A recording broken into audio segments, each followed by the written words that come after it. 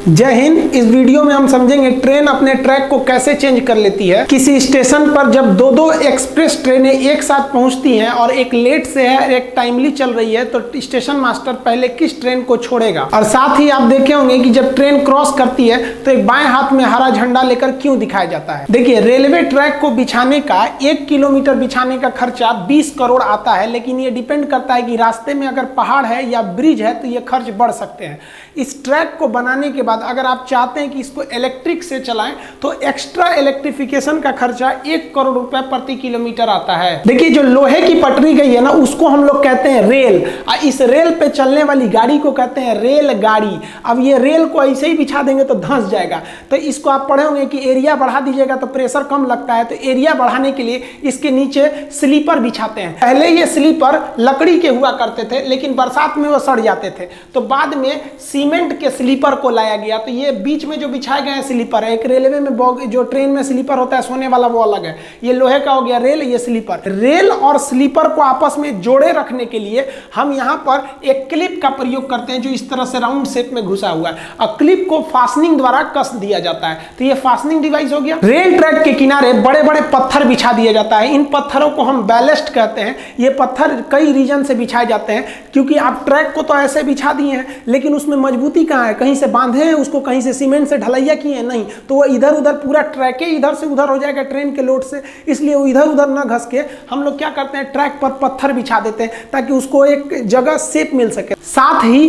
पत्थर बिछा देने से ट्रैक के नीचे की मिट्टी बरसात में खिसक के नहीं निकलती है, वरना दुर्घटना हो जाएगा। बैलेस्ट बिछा देने से इस ट्रैक पर जंगल झाड़ घास वगैरह भी नहीं निकलते हैं। लेकिन यह बैलेस्ट जो होता है ट्रेन की दबाव से नीचे से फूटने लगता है, जिसे बार बार मेंटेनेंस की जरूरत होती है। बैलेस्ट पर आप 200 किलोमीटर प्रति घंटा की रफ्तार से ज्यादा ट्रेन को नहीं ले जा सकते हैं, वरना बैलेस्ट कंपन करके हट जाएगा, ट्रैक से दुर्घटनाग्रस्त हो जाएगा। इसलिए इस बैलेस्ट की जगह पर हम कंक्रीट बैलेस्ट का प्रयोग करते हैं। पूरे सीमेंट की ढलैया कर देते हैं और उसी में ट्रेन को क्लिप फास्टनर से रेल को कस देते हैं। बुलेट ट्रेन चलाने के लिए आपको इसी कंक्रीट बैलेस्ट की जरूरत पड़ेगी। इस ट्रैक पर बुलेट ट्रेन ले ही नहीं जा सकते हैं। इस इमेज में देखेंगे तो बुलेट ट्रेन के आगे तो जो ट्रैक है उस पर तो बैलेस्ट पत्थर फेंका हुआ है। आप कहेंगे कि हम झूठ बोल रहे थे। देखिए, जब बुलेट ट्रेन स्टेशन पर खड़ी रहती है तो वहां पर बैलेस्ट बिछा सकते हैं, क्योंकि स्टेशन के पास स्पीड ज्यादा नहीं होती है या डिपो में स्पीड ज्यादा नहीं होती है। लेकिन आगे के लिए आपको इसे कंक्रीट देना ही पड़ेगा। दिल्ली मेट्रो देखेंगे तो दिल्ली मेट्रो का स्पीड ज्यादा नहीं है, फिर भी उसे कंक्रीट बैलेस्ट पे ही ले जाया जाता है। जिसका रीजन यह है कि दिल्ली मेट्रो ब्रिज से ज्यादातर गुजरी है, और अगर इस पे पत्थर रखेंगे तो वो पत्थर नीचे गिरेगा तो किसी का सर फोड़ सकता है, वाइब्रेशन के कारण वो गिर सकता है। लेकिन वही दिल्ली मेट्रो जब जमीन पर चलती है, कहीं कहीं वो जमीन पे है, कहीं सुरंग में है, कहीं ऊपर है, तो जब जमीन पे चलती है, डिपो में चलती है, तो देखिए वहां पर भी आपको बैलेस्ट ही मिलेगा, पत्थर ही मिलेंगे। रेलवे ट्रैक के किनारे आप देखे होंगे जो बैलेस्ट जमा किए जाते हैं वो ट्रेपेजियम के शेप में जमा किए जाते हैं, जिससे कि रेलवे को अपने बैलेस्ट चोरी होने से पता चल सके। उस ट्रेपेजियम के साइड में व्हाइट कलर के चूना से पेंट कर दिया जाता है, और साथ ही ट्रेपेजियम का एरिया निकाल के हम बैलेस्ट के भी पता कर सकते हैं कि कितना मात्रा है बैलेस्ट का। रेलवे स्टेशन पर आप मेन लाइन के किनारे इस तरह से लोहे की पटरी को देखे होंगे कि कुछ मात्रा में फंसा दिया जाता है और 1-2 फीट बाहर निकाल दिया जाता है। ये इसलिए किया जाता है ताकि अगर हाई स्पीड से कोई ट्रेन जा रही है और बाई दी वो एक्सीडेंट करके गिर गई तो रगड़ाते हुए आगे ना बढ़े, बल्कि इसी में फंस के यही रुक जाए और दुर्घटना को कम किया जा सके। लोहे के जो रेल होते हैं वो कारखाने में बनते हैं तो 10-20 किलोमीटर लंबे नहीं बनते, वो सेक्शन टुकड़े में बनते हैं। उन्हें हम वेल्डिंग करके जोड़ देते हैं। पहले थर्मल वेल्डिंग से इसे जोड़ा जाता था। फिजिक्स के चैप्टर वेल्डिंग में हम आपको पढ़ा देंगे कि कितने तरह की वेल्डिंग होती है। इस वेल्डिंग के द्वारा इसमें काफी ज्यादा स्मूथनेस आ जाती है, बहुत ही स्मूथ हो जाता है। लेकिन रेल ट्रैक को पूरे यहाँ रास्ते भर में एक ही नहीं जोड़ा जाता है, क्योंकि गर्मी के दिन में लोहा फैलता है। फैलने की वजह से अगर एक ही रेल रहेगा तो मुड़ जाएगा और ट्रेन दुर्घटनाग्रस्त हो जाएगी। इसलिए कुछ जगह पे उसे काट कर हल्का सा गैप छोड़ देते हैं। अब इस हल्का सा गैप से अगर ट्रेन जाएगी तो ये इधर उधर भाग जाएगा, तो इसके साइड में एक फिश प्लेट जोड़ दिया जाता है। तो ये साइड में जो जोड़ा गया है ये फिश प्लेट है, और ये फिश प्लेट को एकदम चिपका के इसमें नहीं, इसमें खाली जगह छोड़ना चाहिए ताकि गर्मी के दिन में फैलने का जगह मिले। देखिए, ठंडी के दिन में सिकुड़ गया है, गर्मी के दिन में देखिए एकदम चिपक गया है। यहाँ भी ये साइड में फिश प्लेट लगा हुआ है, तो जो 1-1.5 फीट का लगा है ये क्या है? फिश प्लेट है। इसमें खाली जगह दिया जाता है। आप फिजिक्स में पढ़े होंगे थर्मल एक्सपेंशन, और थर्मल एक्सपेंशन में जो सीधे बढ़ता है उसे लीनियर एक्सपेंशन या रेखीय प्रसार कहते हैं। आप रेलवे ट्रैक पर इस तरह जालीनुमा आकृति देखे होंगे, इसे हम लोग रेल प्रोटेक्शन वार्निंग सिस्टम यानी TPWS कहते हैं। ये क्या करता है, ये सिग्नल से पहले लगाया गया रहता है ताकि ये ट्रेन के स्पीड को रोक सके। जैसे मान लीजिए आगे सिग्नल येलो है, येलो में आपको 30 के स्पीड में जाना है और आपकी स्पीड 70 का है, तो तुरंत ये क्या करेगा, सेंसर लोकोमोटिव इंजन में मैसेज कर देगा, वो ब्रेक अप्लाई करके स्पीड को धीमा कर देगा। या मान लीजिए आगे का सिग्नल रेड है और इधर कोई 90 की स्पीड में ट्रेन लेके गया, तो ये समझ जाएगा सोच रहा है इतना तेज लेके जा रहा है, ठोक देगा आगे जाके, रोक दो इसको, तुरंत मैसेज कर देगा कि आगे सिग्नल रेड है, तो ब्रेक अप्लाई करके ट्रेन को रोके देगा। वहां पर रेल ट्रैक के किनारे आप इस तरह से सफेद पत्थर देखेंगे, इस पे कुछ अंक लिखा रहता है। जैसे मान लीजिए यहाँ लिख दिए 781/7। ये क्यों लिखा रहता है, ये ड्राइवर के लिए लिखा रहता है कि अगर ड्राइवर ट्रेन को लेके जा रहा है और उसे ट्रैक में कोई गड़बड़ी दिखाई देती है, तो उसे गांव शहर का पता नहीं रहता है कि कहां से गुजर रहे हैं, तो वो तुरंत इसी नंबर को देख के इन्फॉर्म करता है कि 781/7 के पास हमने एक गड़बड़ी देखा था, आप उसको तुरंत ठीक कीजिए। वरना ड्राइवर को क्या पता कि किस गांव से निकला है वो। साथ ही इस पत्थर को थोड़ी दूरी पर लगाया जाता है ट्रैक के, ताकि इससे भी ये भी पता चल जाए कि कहां तक रेलवे की जमीन है। इस पत्थर के अंदर का जमीन रेलवे का, बाहर की जमीन वह गांव की जिसकी जमीन है उसकी हो जाती है। देखिए रेलवे में जो हम एक शहर से दूसरे शहर जाते हैं वो मेन लाइन के थ्रू जाते हैं, ये मेन लाइन सीधे गई रहती है। लेकिन जब स्टेशन पे ट्रेन आती है तो ये कई सारे लूप लाइन के थ्रू आती है। इस लूप लाइन पे हम आराम से चढ़ सकें इसलिए इसके किनारे प्लेटफॉर्म बना दिए जाते हैं। तो मेन लाइन से जहां लूप लाइन चालू होता है उसे हम कहते हैं स्टेशन सेक्शन, यहां की जिम्मेदारी स्टेशन मास्टर की होती है। इसके बाहर जब मेन लाइन चला जाता है उसे कहते हैं ब्लॉक सेक्शन। उसके ट्रेन किधर गई ये स्टेशन मास्टर को नहीं पता है, ये कंट्रोलर को पता होता है। कंट्रोलर ट्रेन को ले आता है ब्लॉक सेक्शन से मेन लाइन के थ्रू और यहां पर स्टेशन मास्टर को हैंड ओवर कर देता है कि तुम अपने हिसाब से प्लेटफॉर्म देखो कौन सा लूप लाइन खाली है और वहां ट्रेन को ले लो। तब स्टेशन मास्टर पॉइंट मशीन द्वारा इसके ट्रैक को चेंज करता है, कैसे पटरी चेंज करता है उसे अपने प्लेटफॉर्म पर लेता है। देखिए यहां लूप लाइन में एक खतरा हो सकता है। मान लिया कि ये मेन लाइन है, इस मेन लाइन से कोई ट्रेन आई है और इधर लूप लाइन में गई, लूप लाइन में गई और ये जो इसका ड्राइवर है ये पहले ही रोक दिया थोड़ा आगे अपने हिसाब से कि भैया हम रोक दिए, और ये ट्रेन लंबी होने की वजह से इसका पिछला हिस्सा अभी मेन लाइन पर ही है। अब आप बताइए इसका पिछला हिस्सा मेन लाइन पर है और आगे से कोई ट्रेन आ रही है, स्टेशन मास्टर उसको कहा कि भाई तुम्हारा स्टॉपेज यहाँ नहीं है, तुम सुपर फास्ट हो निकलो यहाँ से, तो ये यहाँ से आएगी या धड़ाक से इसके पिछला हिस्सा को मार के तोड़ के निकल जाएगी। तो इसको जरूरी है कि कोई भी ट्रेन प्रॉपरली लूप लाइन के अंदर घुस के स्टेशन सेक्शन पे खड़ी रहे, न कि मेन लाइन पे खड़ी रहे। तो इसकी पहचान कैसे किया जाएगा, तो गार्ड इसकी पहचान करता है। गार्ड को कैसे पता चलेगा कि हाँ भैया हम प्रॉपर स्टेशन पे घुस चुके हैं, तो इसके लिए वहां एक FM लिखा रहता है जिसे हम कहते हैं फॉलिंग मार्क। आप देखे होंगे ट्रेन के ट्रैक के किनारे, तो जो गार्ड का डिब्बा है वो इस FM के अंदर रहना चाहिए। अगर इस FM के बाहर है तो समझ जाइए उस पूरा लूप सेक्शन पे नहीं है, वो मेन लाइन पे है, कोई ना आगे पीछे आके इनको तूर के चल जाएगा। कभी कभी आप देखे होंगे कि ड्राइवर जो होता है ना ट्रेन का, वो पहले ही ब्रेक लगा देता है और गार्ड से कहता है चेक करिए तो क्या है, तो गार्ड देखता है FM किधर है, देखता है अरे FM तो अभी अगवे है, कहता है आगे ले आगे ले आगे ले, अभी ठोक देगा कोनो पीछे से ले आके। तो ड्राइवर जो होता है ना फिर ट्रेन को थोड़ा दूर चला के रोक देता है, तो प्लेटफॉर्म के लोग घबरा जाते हैं, ये माई चला दिलो रे, अरे भाई वो अभी एडजस्ट कर रहा है। आप एक चीज गौर किए होंगे, ट्रेन में रिजर्वेशन का इतना मारामारी होता है, इतना भीड़ भाड़ होता है, सोचो ट्रेनों को लंबा काहे नहीं बनाता है, कम में डिब्बा क्यों जोड़ता है। और आप देखे होंगे मालगाड़ी में ज्यादा डिब्बा होता है और सवारी गाड़ी में कम डिब्बा होता है, ऐसा नहीं होता है। देखिए डिब्बे का जो संख्या होता है ये डिपेंड करता है लूप लाइन कितना बड़ा है। जैसे यहाँ हम एक ट्रैक बना दिए हैं, ये जो है ये आपका मेन लाइन है, मेन लाइन के बाद अब ट्रेन पे जो खड़ी होगी ये लूप लाइन पे खड़ी होगी, लूप लाइन पे ही बना रहता है प्लेटफॉर्म। जो लूप लाइन होता है इंडिया का वो 650 मीटर का होता है, यहाँ हम लिख दिए हैं लूप लाइन कहिए या प्लेटफॉर्म कहिए, वो 650 मीटर का होता है। यानी आपकी ट्रेन 650 मीटर से लंबी नहीं होनी चाहिए। अब यहाँ समझिए ट्रेन की संख्या कैसे डिसाइड करेंगे, डिब्बों की संख्या। जो लाल वाली LHB कोच होती है वो 24 मीटर की होती है, हालांकि इसमें दशमलव में वैल्यू होता है, हम दशमलव पे नहीं जा रहे हैं, 24 मीटर की होती है। अब बताइए 24 से भाग दीजिए 650 में, और उसके बाद भी उसमें एक इंजन जोड़ना रहता है, उसकी भी संख्या को भी आपको मायने रखना है। तो LHB कितना जोड़ते हैं, 23 ठो। और अगर आप नीले वाले ICF की तुलना करेंगे तो ICF की जो लंबाई होती है वो 22 समथिंग मीटर होती है, हम 22 मीटर लिखते हैं। अब इस 22 मीटर से आप भाग देंगे 650 में और फिर उसमें एक एक्स्ट्रा 20 मीटर जगह छोड़िएगा इंजन के लिए, तो वो 24 से 25 बॉगी के लिए फिट होता है इस लूप लाइन पे। इससे ज्यादा बढ़ाएंगे ना तो सोच रहा है लूप लाइन के बाहर चल जाएगा, फॉलिंग मार्क के पीछे गार्ड का डिब्बा रहेगा, मारेगा कोनो पीछे से धोके चल जाएगा। तो सोच रहा मालगाड़ियां का इसे लंबा जोड़ लेती है। तो देखिए मालगाड़ी में 2 तरह के ज्यादा डिब्बों का प्रयोग होता है, इस पर हम एक अलग वीडियो बना चुके हैं, आप देख सकते हैं उसको। जो खुले डिब्बे वाले होते हैं उसे कहते हैं बॉक्सेन। तो बॉक्सेन जो होते हैं सब, उसकी जो लंबाई होती है वो 10 मीटर होती है। अब 10 मीटर लंबाई होने की वजह से आप 650 में भाग दीजिएगा, थोड़ा सा जगह छोड़ दीजिएगा इंजन के लिए, तो ये 60 से 64 यानी लगभग 62 डिब्बा को जोड़ सकता है। इसलिए लगता है बाप रे बहुत लंबा है। लंबाई सेम है, बस डिब्बा ज्यादा है क्योंकि डिब्बा छोटा है।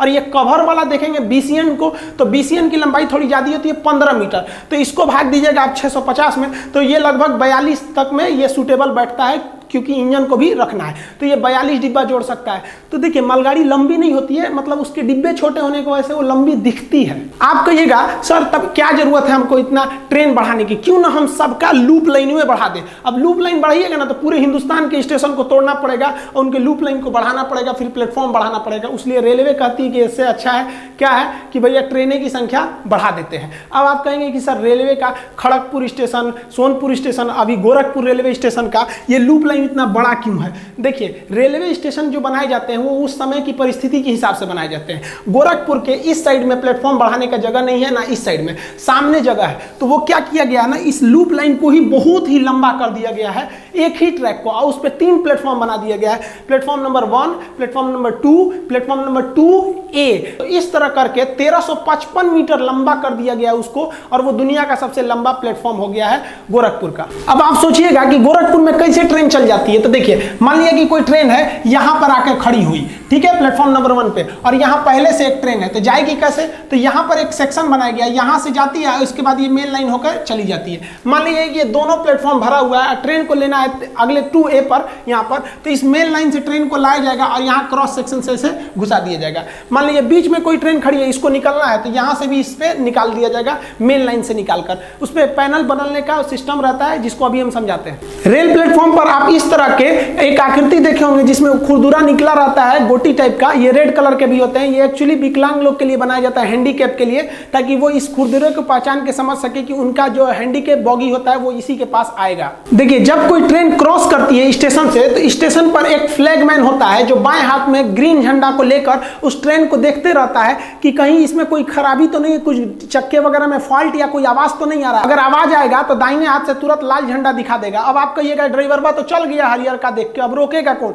तो पिछवा से गार्ड आ रहा है, वो कहेगा नहीं इसे चुरा, कहीं कहीं तो लाल दिखा रहा है, इसका मतलब इसको कुछ गड़बड़ी दिखा है। तुरंत वॉकी टॉकी पे फोन करेगा, ए मिश्रा जी रोकिए रोकिए महाराज कुछ गड़बड़ी है, वो लाल दिखा रहा है। आप भी ट्रेन को लाल झंडा दिखाकर रोक सकते हैं, लेकिन जैसे आप ट्रेन को रोकिएगा जीआरपी आपको पकड़ के कारण पूछेगी, और अगर कारण अच्छा नहीं रहा ना तो जेल में डाल देगी आपको। इसलिए बिना उपयुक्त कारण के जब तक ट्रेन में कोई गड़बड़ी ना दिखाए आप ट्रेन को नहीं रोक सकते। रात के समय आप देखिएगा, रात के समय ट्रेन पे किनारे जब स्टेशन पे घुसती है तो नीचे 2 ट्यूबलाइट लगाया रहता है, एक आदमी टॉर्च से देखते रहता है कि इसके जो बॉगी है चक्के में इसमें सब ठीक ठाक तो है, कोई गड़बड़ी तो नहीं है। रेल इंजन के बारे में हम आपको A to Z बता दिए थे, आप वीडियो के प्लेलिस्ट में जाके देख सकते हैं। रेल इंजन आप एक चीज देखे होंगे, रेल इंजन के आगे यहाँ कुछ लिखा रहता है शहर का नाम, जैसे हावड़ा, झांसी, गाजियाबाद, कटनी, रांची, इस टाइप का कुछ कुछ लिखा रहता है। ये इसके डिपो और शेड को बताता है कि ये किस शेड का लोकोमोटिव इंजन है, यानी ये बिगड़ेगा तो कहाँ जाके बनेगा। और यही इसी का डिपो जो है ये इस बात की जिम्मेदारी रखता है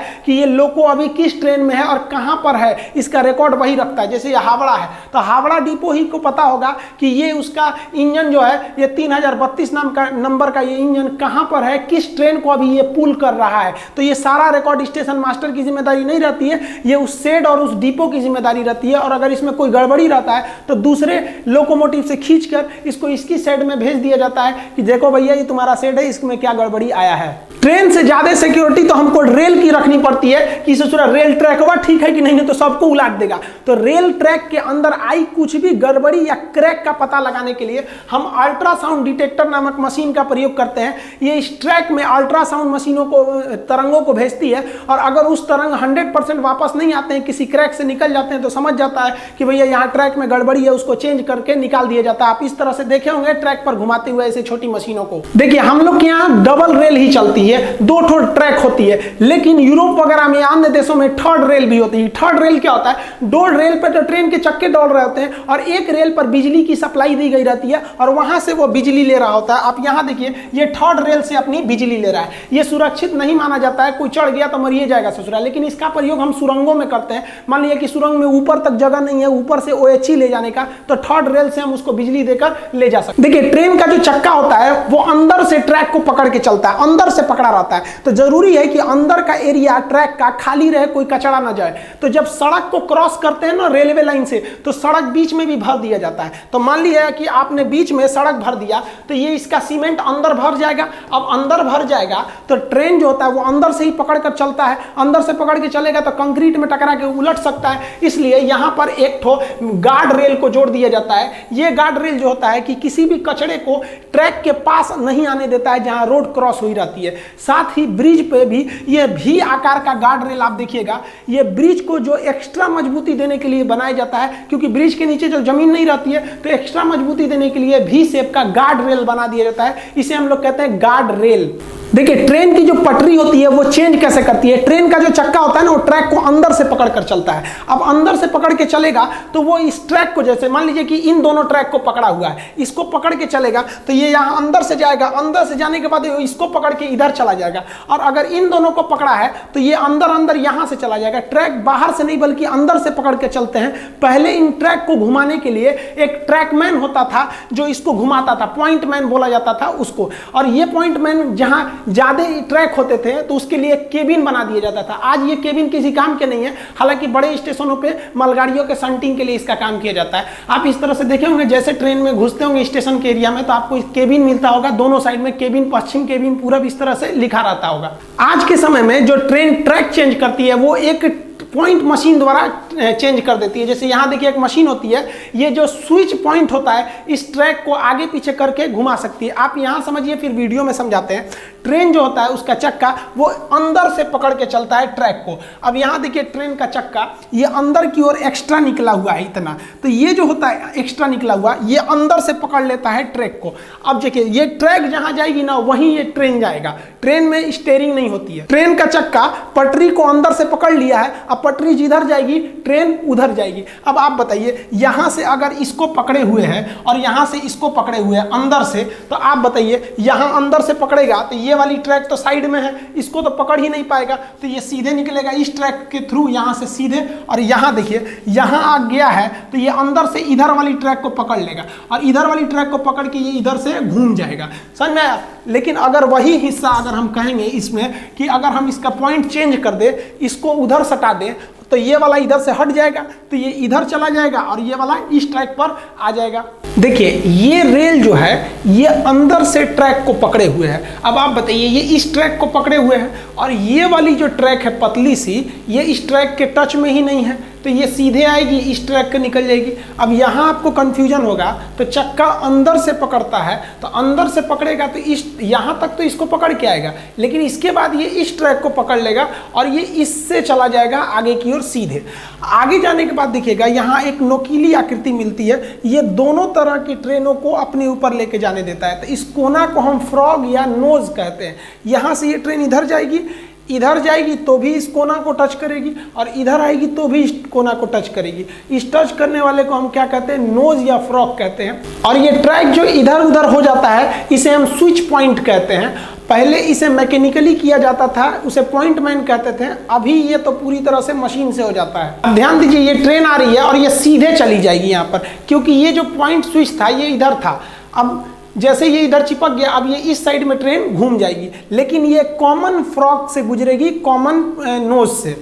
इस तरह से ये ट्रेन को ट्रैक को चेंज किया जाता है। अब जैसे ये यहाँ से सीधे चली गई और अगर इसको इधर कर देंगे तो ये इधर से चली जाएगी। देखिए अगर ट्रेन इधर गई तो भी वो इस नोज से गुजरेगी, यानी इस फ्रॉग से गुजरेगी।